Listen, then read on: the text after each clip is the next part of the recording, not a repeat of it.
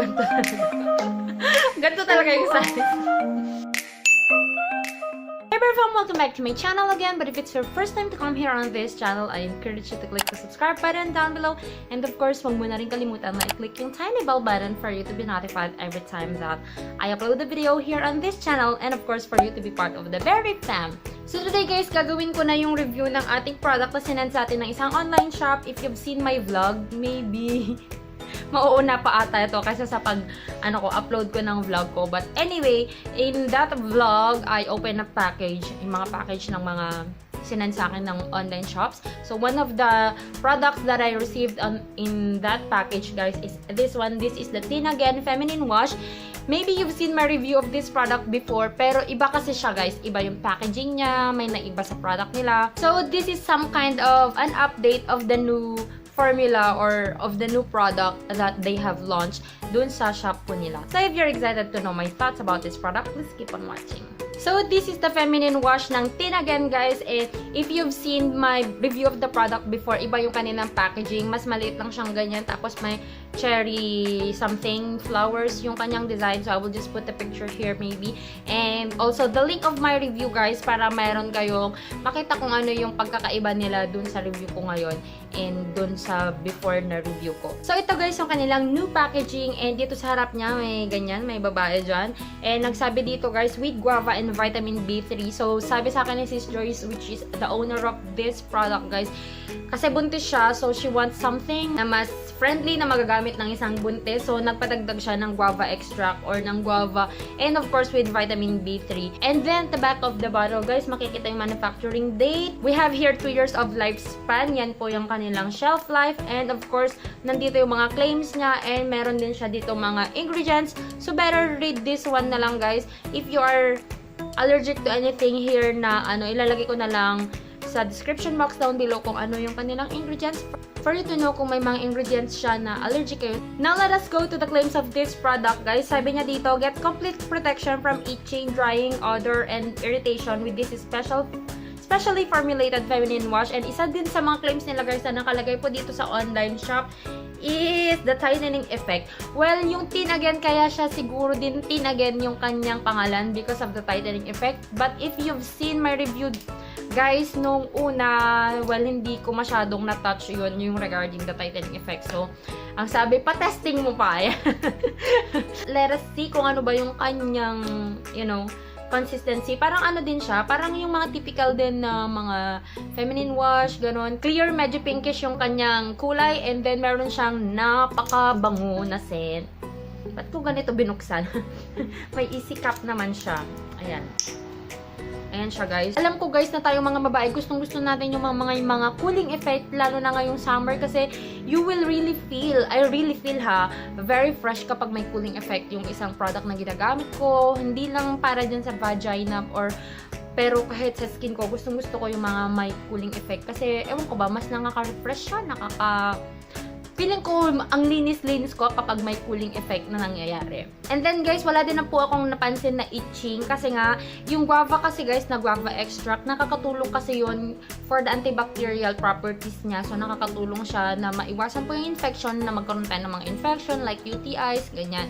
That's why feminine wash is very important sa ating mga babae kasi especially sa atin, very short lang po yung daanan ng ihi natin. So, mas madaling makapasok yung mga microorganisms sa ating mga babae compared sa mga lalaki na that they have longer daanan ng ihi. Ayan. Very important sa atin na magkaroon tayo ng feminine wash. And then, isa din na napansin ko dito, guys, yun nga sabi ko kanina, sobrang bango ng product. So, yun, gustong-gusto ko kasi, alam nyo naman ako, guys, sobrang love na love ko ang mga products na mababango. Ewan ko ba, sabi nila hindi daw safe kapag may scent yung product. Well, sa akin, guys, gusto ko yung may scent.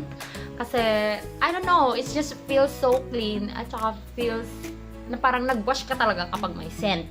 So, kung ayaw nyo ng mga may scent, yun lang yung downside nito, guys. Mabango talaga to. Kasi kung makikita nyo yung susunod na vlog ko, is talagang maamoy. Pag open pa lang ng LBC packaging, maamoy na yung kanyang scent, nakasealed pa to.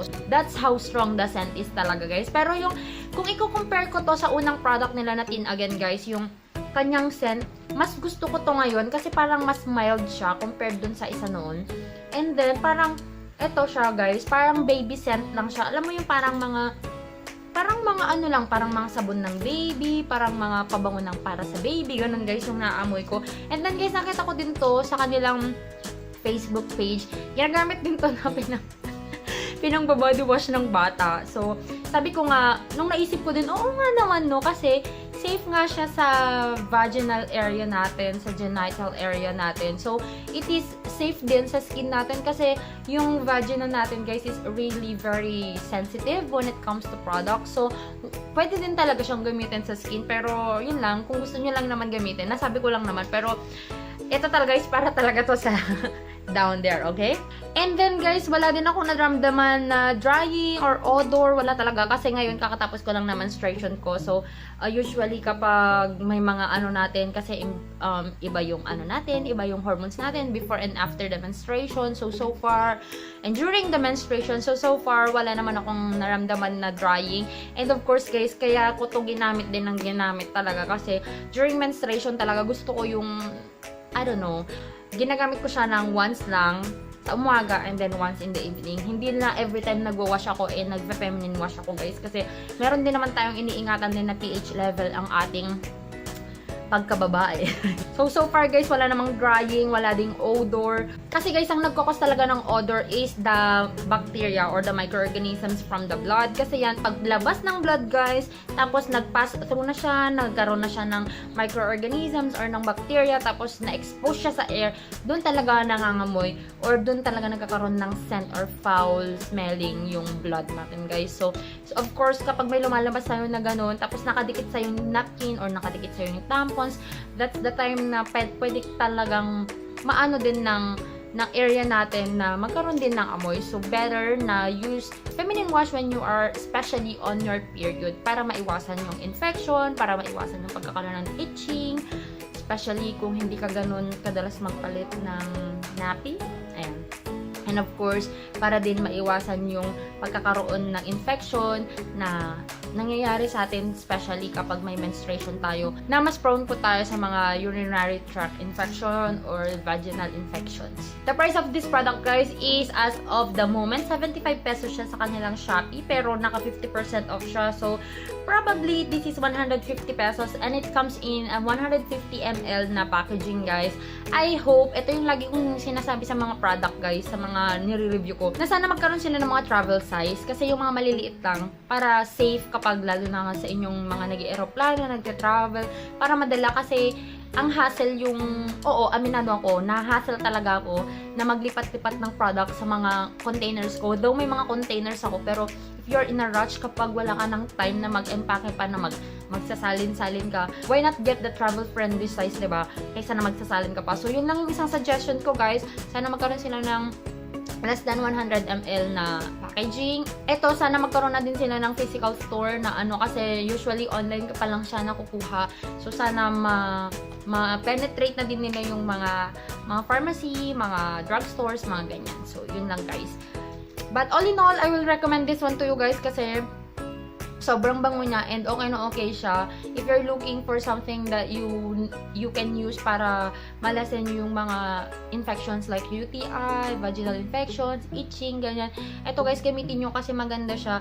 Natural kasi yung guava guys na antibacterial effect. So, nare-recommend ko to sa inyo talaga guys. So, that's it for this video guys. I hope you enjoyed watching this video and I hope you learned something again from this one. So, thank you so much for subscribing, and if you haven't subscribed to this channel yet, please do subscribe, and if you haven't followed me yet on my Instagram and on my Facebook, the name is Joy of Mia, and I'll talk to you guys on my next one. Bye!